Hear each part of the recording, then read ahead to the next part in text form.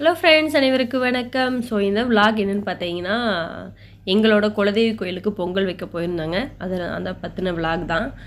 எப்போவுமே குலதெய்வ கோயிலுக்கு பொங்கல் டைமில் நாங்கள் வர முடியாத சூழ்நிலை இந்த மாதிரிலாம் இருக்கும்.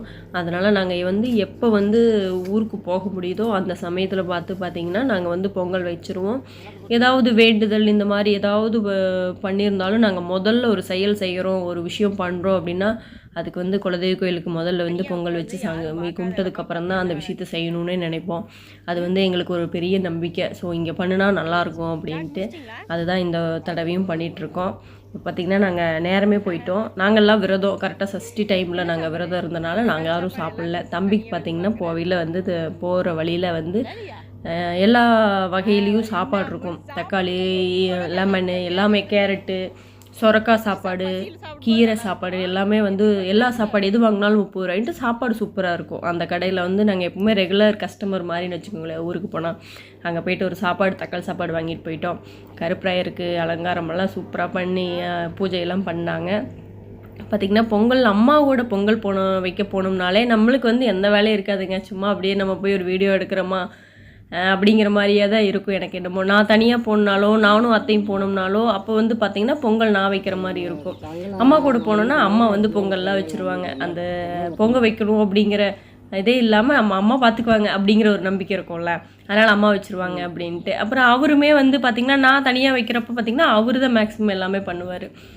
நம்ம சப்போர்ட்டுக்கு இருந்தால் போதும், எல்லா இதையும் அவரே பண்ணி கொடுத்துருவாரு. இப்போ அம்மா இருக்கிறனால எல்லா வேலையுமே அம்மா பார்த்துக்குவாங்க அப்படிங்கிற மாதிரி இருக்கும்.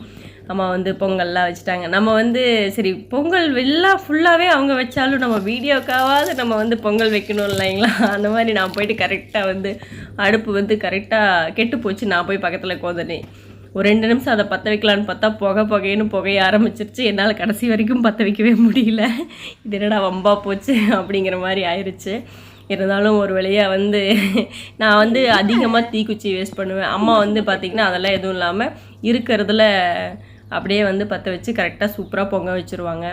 நான் எப்படியாவது அதை பற்ற வைக்கணுமேனு குச்சி பற்ற வச்சு போட்டுகிட்டே இருந்து வச்ச புகையை விட்டுட்டேன்.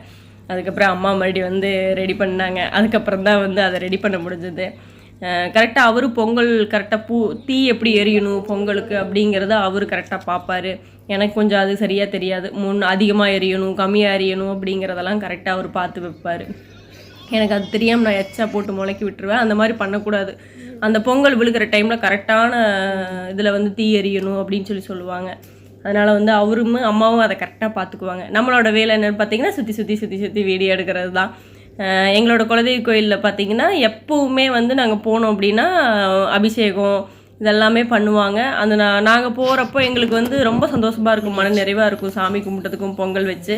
ஓகே ஃப்ரெண்ட்ஸ், வீடியோ பிடிச்சிருந்தா லைக் பண்ணுங்கள். எங்களோட வீடியோ எப்படி இருக்குதுன்னு கமெண்ட் பண்ணுங்கள். பொங்கல்லாம் ரெடி ஆயிடுச்சு, சாமி கும்பிட போகிறோம், வாங்க.